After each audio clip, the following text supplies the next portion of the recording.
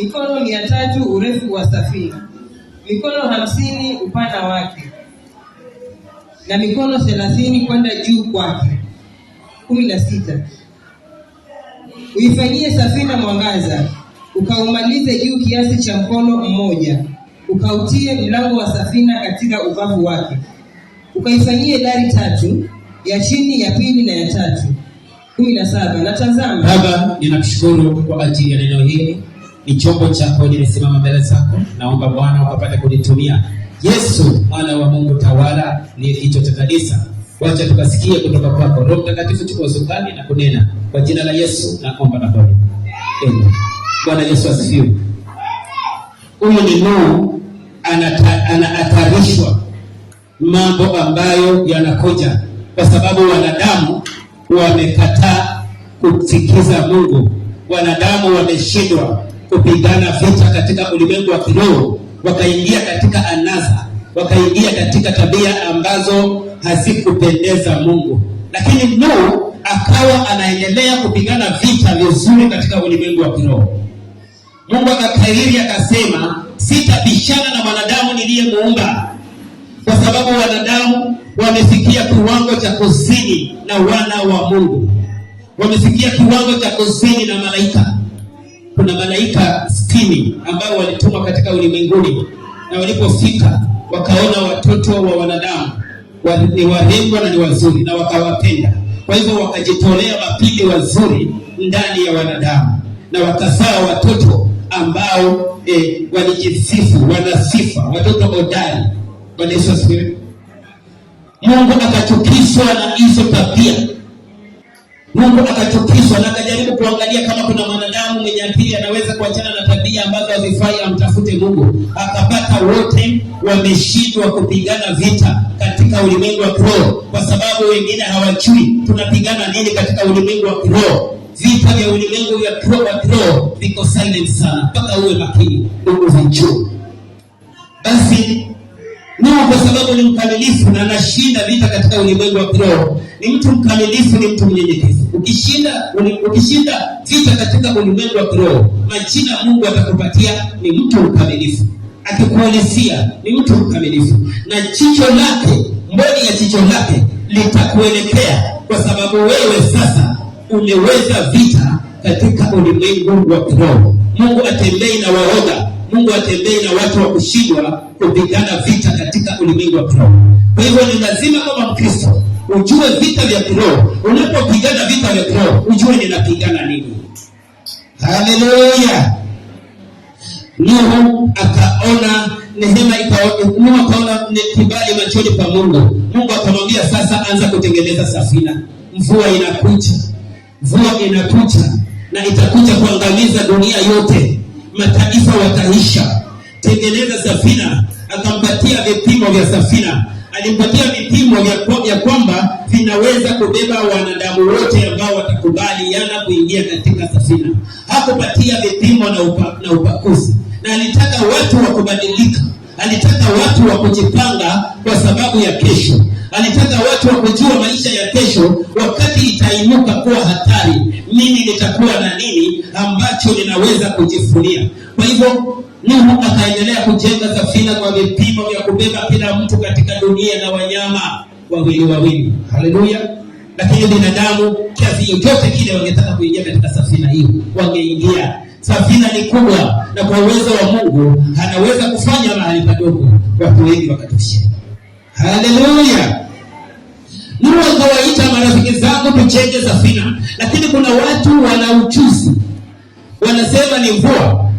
Kama ni mvua ikikuja kunyesha, sisi tutajizuia.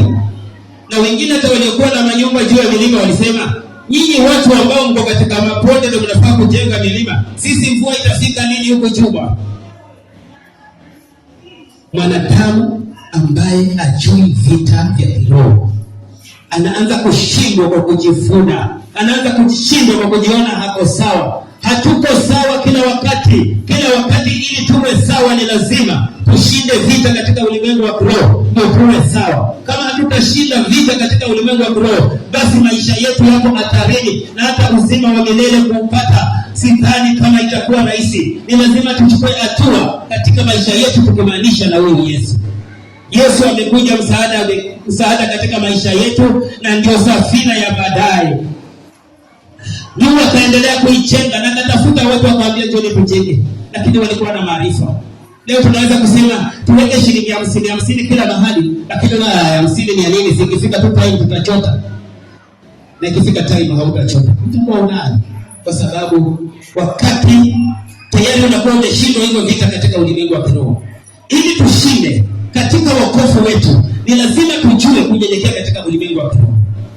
Mwanzo, shetani hataki utembee na Kristo. Shetani hataki utembee na Yesu, na shetani anakupiga vita kila siku. Vita ya kwanza number 1, nikupatie vita number 1 rahisi. Vita number 1 ni wakati tutakuja kanisani, wakati shetani anajua neno hili litakupeleka hatua nyingine, ikusaidie, atakuletea usingizi. Anatumia, yani nakwambia ni vitu rahisi. Atupigani kwa nguvu. Tunapigana katika ulimwengu wa kiroho, na ulimwengu wa kiroho ni maarifa inatumika. Ndio Mungu anasema wanaomcha Bwana wana maarifa. Anasema yuko wapi mtu wa maarifa alitafutai? Wote wamepotea, wote wamezama, kwa sababu hawajui saa wala wakati. Na ndio maana shetani anawafanyia kila saa, wakidhani kwamba wamekuja kuishi milele. Sasa shida yako ni kwa sababu unaishi ukidhani umeisha milele. Ungejua ujui leo huko kwa sababu ya bahati ya Mungu na mapenzi ya Mungu, kesho ujui kama utakuwa, basi ingekubidi upigane vizuri vita vya kiroho ili uwe tayari kila wakati. Nuhu akachenga safina na kaimaliza. Baada ya kumaliza safina, tena akawafuata akawaambia, jamani, kutakuja kunyesha mvua, ingieni ndani ya safina. Wakamwambia ule mzee, ni yule mzee alikuwa wazimu. Mvua inyeshe ijae dunia, yani kwani kuna uzima wa milele. Haleluya. Nataka nikwambie, kuna watu wanasema Yesu tulizaliwa tukimsikia wakimhubiri. Yesu mpaka leo tunasikia wakimhubiri. Hajawahi kuja. Hata mababu zetu walihubiri Yesu atakuja. Hajawahi kuja. Kwa hivyo wale walikuwa na kasumba kama hiyo, kwamba Nuhu ya kila wakati akipita mtaani anaambia watu mvua inanyesha. Na safina ilikuwa ikiangalia na kasura mbaya. Watu walienda kuangalia kitu kenye huyo mzee anatengeneza, wakaangalia, wakacheka sana, hiki ni kitu gani anatengeneza? Hiki ndio kinaweza kubeba watu. Kwa nini mzee anakisumbua? Kwa nini mzee asifanye mambo mengine? Kwa nini mzee asitembee, yani asitengeneze kitu kingine kizuri? Anatengeneza kitu gani hii itamsaidia nini? Na wakamwambia hakuna mvua mzee. Kila wakati unapita hapa mbona haijanyesha? Unasafiri. Nataka nikwambie Wakristo, kama hatutatoka katika kutukuza vitu, kama hatutatoka katika kusikia Mungu, basi tutazama. Na Mkristo anaweza kutoka hapa na akasikiza mtu wa nje mtakatifu akamueleza kitu, na Mkristo akasikiza kwa makini na akasema kweli kanisa tunakosea. Ndio wengine wanasema wakiambia, anaweza kuambia sisi Wakristo hatuko kama watoto wa mama mdogo. Watoto wa mama mdogo wako vizuri. Watoto wa mama mdogo wako vizuri wapi? Wewe unasifu watu ambao wanafuata nabii aliyekufa zamani na kazikwa miaka 1000 na iliyopita. Na unasema wako vizuri wakati Yesu yuko hai na anakupigania. Wakati Yesu yuko hai na anakutetea. Hakufai mavazi ya juu tu, mavazi ya juu na ya ndani ni lazima ing'are mbele ya Kristo. Kwa hivyo Nuhu akachenga safina, na safina ikaisha, na watu wakawa, kwa sababu ya kupuuza, hawajui kujenga safina. Ndio vita vya kiroho.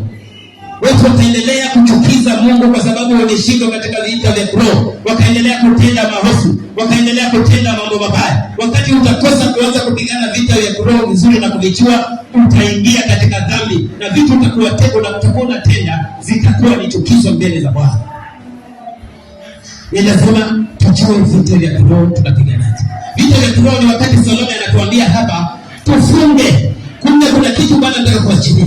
Tufunge, lakini wewe ukitoka siku hiyo ikifika pa unakutana na sahani la pilau, jamaa amekupatia, hata akupatiani, anakulanga jamaa, anakulanga hiyo vitu, anakulanga hiyo vitu zake, na hata mtoto akipita hapa ambatiani.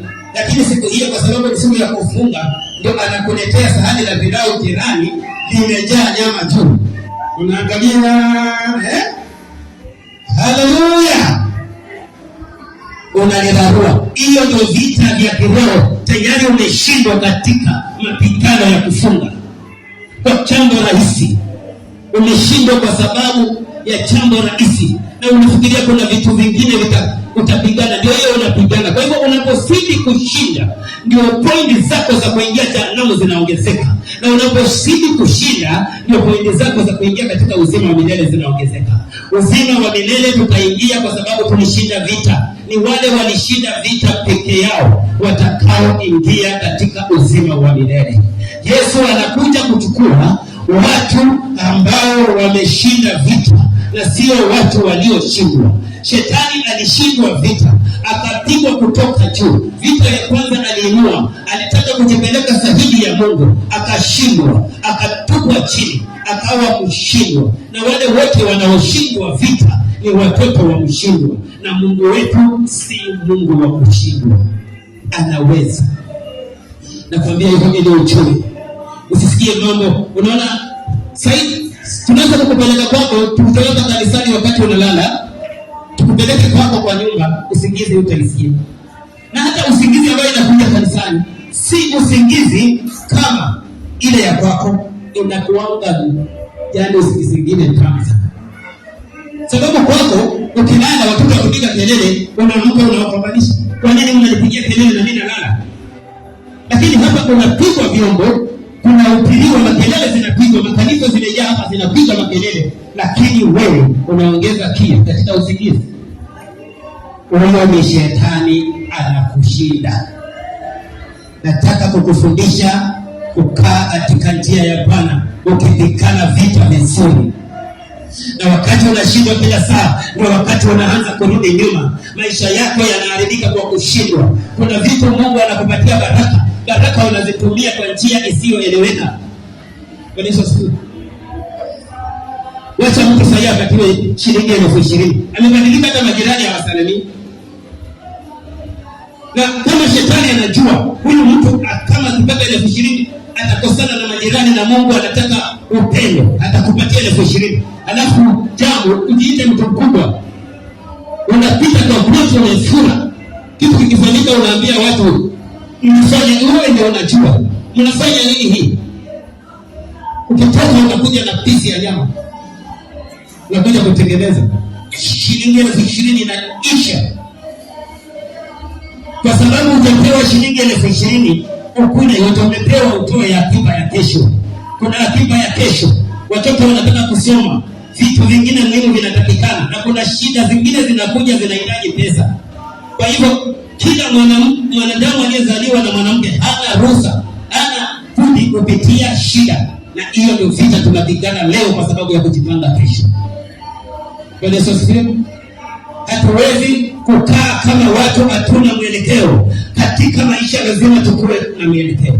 Kwa hivyo watu katika kupuuza kwao wakawa wanatembea wakiambiana, mlisikia habari za Nuhu na huyu mzee. Huyu mzee anatuambia nini? Habari za ya kwamba kutanyesha. Tangu lini kunyeshe? Anajua dunia ina miaka ngapi? Na kutoka wanasayansi wanakuambia, tumesoma, tumefuatilia, tunaona kama hii dunia iko na miaka milioni 300. Bwana Yesu asifiwe. Sema milioni 300. Hakuna mtu anayejua habari za Mungu.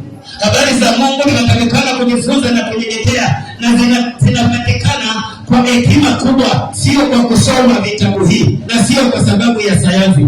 Zinapatikana katika ufunuo wa kimungu. Mungu pekee anaweza kukufundisha mambo yaliyo sirini ili ujue kushinda. Na ndio leo anakuambia jihadhari.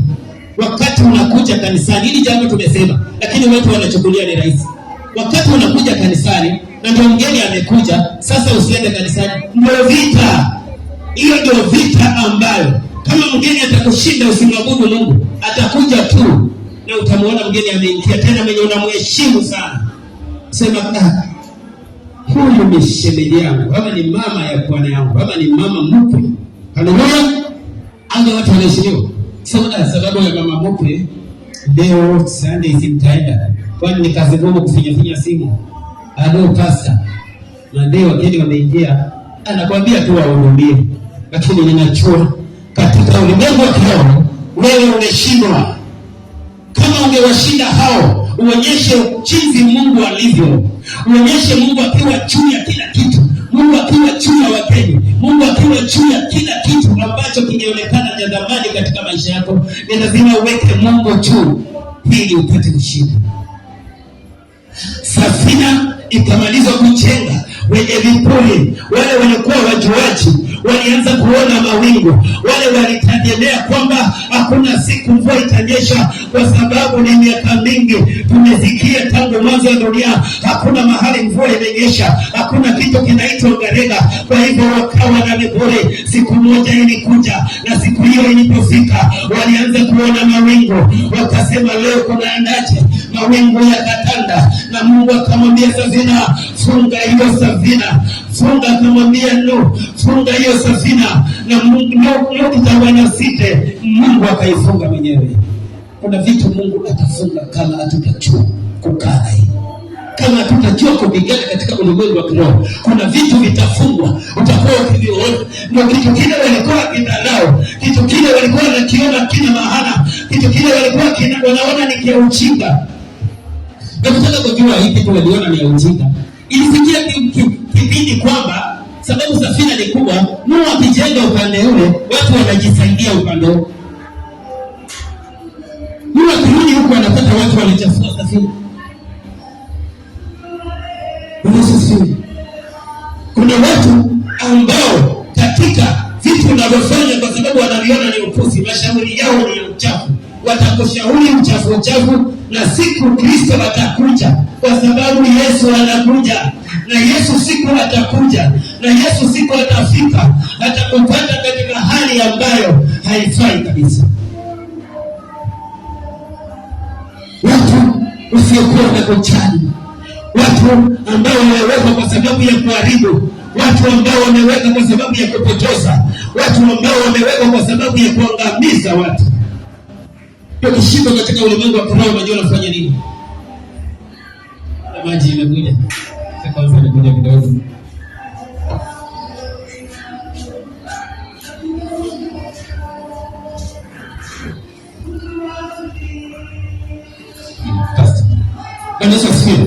Ukishinda katika ulimwengu wa kiroho, ndio unaanzanga ukisikia mtu anatafuta maombi. Ninaenda kwa mama fulani hapo amekomboa roho mahali fulani, ninaenda kwa mzee fulani amekomboa roho mahali fulani aniombee. Huyo mtu ameshindwa katika ulimwengu wa kiroho, kwa sababu maombi si kwenda kuombewa. Kama wewe unaweza kusimama na Mungu wako, simama kwa nyumba yako, piga magoti, mwambie Bwana nisaidie kitu hiki ndio nataka, na Mungu atakutetea. Lakini kwa sababu ya udhaifu ulishindwa katika ulimwengu wa kiroho kuomba, ndio unaenda kuombewa. Hapo ndio unaenda unapatiwa maji.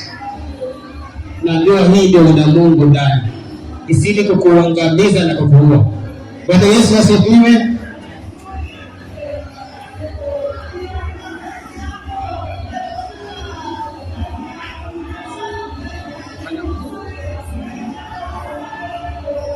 Haleluya. Unajua kwa nini unapatiwa maji? Wewe kanisani kwetu hatukupatii maji uende ukaifanye Mungu. Sisi tunakupatia Yesu mbebe ndani, ndio Mungu wako kwako nyumbani. Wewe wakati unapatiwa hii maji hii inaweza kutumika katika ulimwengu wa kiroho vibaya, na kuonyesha jinsi watu walijiunganisha na shetani mpaka leo wamekuwa watu ambao kila mtu anatembea ni Mkristo, lakini amekuwa mtu wa shetani. Kwa sababu gani? Ya maji hii kuna vile inaweza kutumika, ikapelekwa, itafanyiwa mambo yako, itafanyiwa sacrifice zingine kalikali, na maji ukikuja kuikunywa wakati unapatiwa, ukikunywa kuna uwezo wa majini kuingizwa ndani yako. Kuna majini zingine ambazo zinaunganishwa na watu ili ziwasaidie kupotea. Kwa hivyo unapoenda kumbe maji ile, majini yameshindwa kwa kuingia, lakini kwa sababu ukipatiwa maji ile atapata njia ya kuingia, kwa sababu ni maji ya maagano. wewe unasema ni Mungu, wewe unanunua hiyo maji ukisema ni Mungu, lakini maji hiyo ndio yanakuweka mbali na Mungu, na usipochunga yatazidi kukuweka ushinde vita vya kiroho. Mtu aliyeshinda vita vya kiroho akiomba maombi ya jioni, usiku mpaka asubuhi saa 12 ndio ataomba, alishashindwa maombi vita vya kiroho, na hapo katika hatari kubwa. Na kuambia kwa sababu sisi wenyewe tumeona maji kipeana, hatusemi maji ni mabaya, lakini kwa sababu Mungu hajaongea na sisi hatuwezi kuwapatia maji, kwa sababu tunaona watu wakiwapea maji. Lakini kitu nataka nikwambie kwamba kila kitu, hii maji yanaweza kutumika katika maagano mengine ya kusababisha upotee, ya kusababisha uzame. Vitambaa zinaweza kutumiwa katika maagano mengine ya kusababisha upotee, ya kusababisha uzame. Tunakwambia usione Yesu mafasi yake yakipiganiwa, tena yalipochukuliwa ilibidi inarudiwa kawaida, kila mtu apate kazi. Kuna vitu katika maisha, kama utakuwa dhaifu katika vita vya ulimwengu wa kiroho, vitu hivyo ambavyo utakuwa umepuuza, basi nataka nikwambie vitasababisha wewe kushindwa, wewe kukosa kufika katika uzima wa milele. Mambo madogo yatasababisha mtu akose kufika katika uzima wa milele. Musa anaongea na Mungu, Musa anatembea na Mungu, Mungu anasababisha miujiza ndani ya Musa, lakini kwa sababu ya kukosa tu mara na kuambia watu kunyweni maji, anaambiwa hiyo umekosa. Sasa hautaingia katika Kanaan, hautafika Kanaan kwa sababu ya jambo dogo hilo. Umeshindwa katika ulimwengu wa kiroho. Mtu ambaye umefanya vitu vingi vizuri, mtu ambaye umefanya mambo mengi mazuri, leo unaangushwa na kitu kidogo ambacho hakina maana, ambacho hakiwezi kukusaidia. Musa aliambiwa patia watoto wa Mungu maji, ilikuwa akuse ile mawe na bakora yake, lakini yeye akatwanga hiyo mawe kwa hasira. Hiyo kidogo, haijalishi wewe umetoka wapi na Mungu, ni jambo gani ambalo linaweza kukuangusha katika ulimwengu wa kiroho kama hautasimama. Hata kama umeishi na Mungu miaka mingi, hata kama umekuwa mfungaji wa hatari, hata kama umekuwa mwombezi wa hatari, utashindwa wakati kitu ambacho utakiona ni kidogo kitakufikisha katika jehanamu. Na ndio maana tuko hapa, tupate kujifunza, tupate kusonga mbele, tupate kuendelea katika njia ya Bwana. Yesu ndio safina, na anakuja kutuchukua, kutuepusha na jehanamu, kutuepusha na ule moto, kama hatutamtegemea katika njia ya kushinda. Basi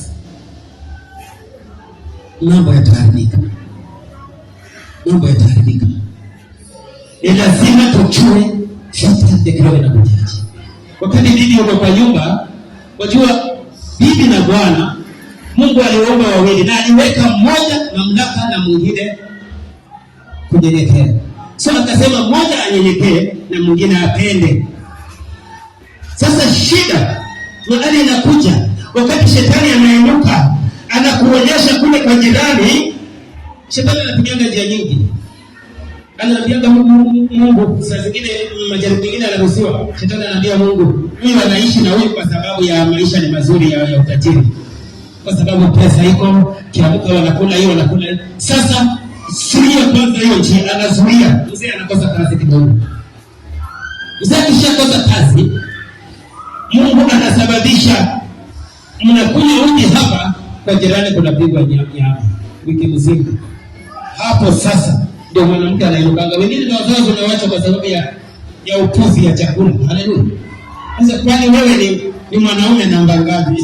Haleluya. Kwa nini kwa jirani kuna pigwa nyama? Sisi tutashinda hapa tumekunywa uji. Sitoke kama wanaume wengine. Hapo ndio chanzo cha shetani kukuangusha katika vita vya kiroho na kupomoa hiyo nyumba. Ubakie bila bwana, ubakie bila bibi, kwa sababu ya kutojua kupigana katika ulimwengu wa kiroho. Ulimwengu wa kiroho unataka watu wa kufumilia. Nuhu anatoka kwenda kujenga safina na ajui watoto watakula nini jioni. Sifikiria alikuwa atuko na chakula kiko. Alianza kufanya kazi ya Mungu na ajui ni nini atakuja kula. Lakini kwa neema ya Mungu akawa anapenya tu, anakuta anapenya tu, anakuta anapenya tu. Ndio wewe utasababishiwa hatari, uonyeshwe nyumba kulipa, uonyeshwe watoto watakula nini, uonyeshwe elimu, ili uweze kuja kuabudu hapa, tusikie kila siku uko kibarua. Anaenda kidogo. Anaenda tu. Ulishindwa zamani katika vita vya kiroho, itakubidi ujiongeze ili upate kutembea na Yesu. Yesu anakuja na anataka watu walioshinda. Yesu anakuja na anataka watu walioshinda. Usione watu wanakaa nyumbani wanakuja kanisani kule, walishindwa katika vita vya kiroho na wanahitaji wapate kushinda. Itakuwa vipi wewe ukae nyumbani wakati unahitaji kumwabudu Bwana Mungu wako? Haleluya. Wakati unahitaji kumwabudu Bwana Mungu wako. Lakini sisi ni mtu mwenye anafanya kazi. Kama unafanya kazi, wewe fanya kazi, lakini leta habari ya kwamba sasa tuombe kwa sababu ukosi wangu anipatie siku ya Jumapili. Lakini usiwache kazi, hiyo ni kiburi. Tuombe ukosi wangu anipatie kazi ya Jumapili. Kuja hapa tuamrishe mbingu, tuambie Mungu achilia kazi yake. Achilia nafasi Jumapili mtu apatikane kanisani. Na poso ukienda nakwambia kutoka leo kazi utafanya Jumapili. Lakini shida penye hiko, kuna hata watu wameshindwa kupatiwa kazi na Mungu. Juzi na onyesho, wameshindwa kupatiwa kazi na Mungu. Ukimwombea Mungu anampatia kazi, inakuwa sababu watashindwa kabisa. Na vita vya kiroho watakwambia ni kazi. Na ukienda hiyo Jumapili haiko kazini. Jamaa hapo mahali anasaramuka, pesa ziko, anachika raha mwenyewe. Haleluya. Lazima tushinde katika ulimwengu wa kiroho, na ndio maana nimesimama nikwambie kuna vitu vinakuja kwa siri kukupiga na kukuangusha. Kama hautajichunga, kama hautajilinda, kama hautajua kupigana, utaangamia, utapotea. Hizo nguo zako za Jumapili ni vitu ambavyo umeshika katika ulimwengu wa kiroho. Ndio maana Jumapili unaamka kufua wakati wa kuabudu Mungu. Wewe ni nani? Kwani nguo zako ni nini? Na zina nini ambazo zinaweza kufanya Mungu asiabudiwe? Kukuja kubakia na nguo moja, hata ukitaka kusafiri unaomba nguo, unasema maisha ni mabaya. Nguo zikiwa nyingi zitakupeleka jehanamu, zitakala kupunguzwa. Bwana asifiwe. Heri mtu atakaye ingia na mkono nusu ama bila jicho katika uzima wa milele kuliko mwenye atakosa na kila kitu. Bwana asifiwe. Wewe unafikiria watu wale wanakuja kanisani walikosa nguo za kufua, ama unafikiria walikuwa wana shida? Kuna mtu amekaa kanisani na nitaenda kula nini? Lakini Bwana atajidhihirisha kwa sababu amefanya jambo jema, kwa sababu amefanya jambo zuri. Basi nao safina ikafungwa, watu wakaitwa wakakataa, safina ikafungwa. Mvua ikaanza kidogo ili wanachua. Manyunyu yalianza. Baada ya mawingu kutanda, manyunyu yakaanza. Wakasema tena katika mizaa, labda sasa ni ile mvua ndio walisema. Lakini kuna wale walienda kazi, na bado waliona ni ujinga. Nataka nikwambie kwamba kidogo, siku moja, siku mbili, siku tatu, sasa wameanza kuongea lugha nyingine, inasikia kama ni hatari. Siku 5 ile nini ilikuwa imeinuliwa juu, alikuwa anaichengea kwa ponde. Ilikuwa sasa maji yanajaa ponde, sasa imeinuliwa juu. Hakuna vile unaweza fikia safina. Walikuja mbali wakasema ni utufungulie, ni utusaidie. Ni wakaambia mimi sijafunga, ni Mungu mwenyewe amefunga. Ongeeni na Mungu mwenyewe. Lakini dosari yao kushindwa vita katika ulimwengu wa kiroho ilisababisha kwamba hawawezi kuongea na Mungu, hawawezi kumwambia Mungu kitu. Walijilaumu wakasema, hakika kama tungejua na hili tungejua, tungekuja kujenga safina. Waliona watoto wao wakizama, waliona watoto zao wakizama, waliona ndugu zao wakizama, waliona wenyewe wakiendelea kumalizika. Wakasema tumekufa, wakasema tunaangamia. Lakini muda waliopewa ulikuwa unatosha. Nataka nikwambie nini mchana wa leo, kuna wakati utaona watoto wako wakizama kwa sababu neno uliolipatiwa haukuweza kulitumia kwao. Uliona sio silaha, haukuwafundisha habari za Yesu, haukuwaleta kanisani, haukuwatembeza katika nuru. Utaona wakizama jehanamu wakati safina hiyo ya Yesu inakuja.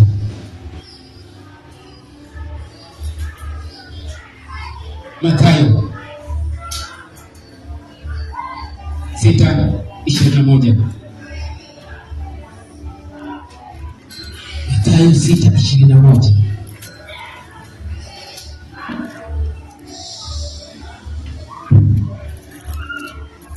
Asema, kwa kuwa hazina yako ilipo, ndipo utakapokuwapo na moyo wako. Haleluya. Hazina yako mahali umeweka, ndipo moyo wako utakuwa. Hazina yako uliweka wapi?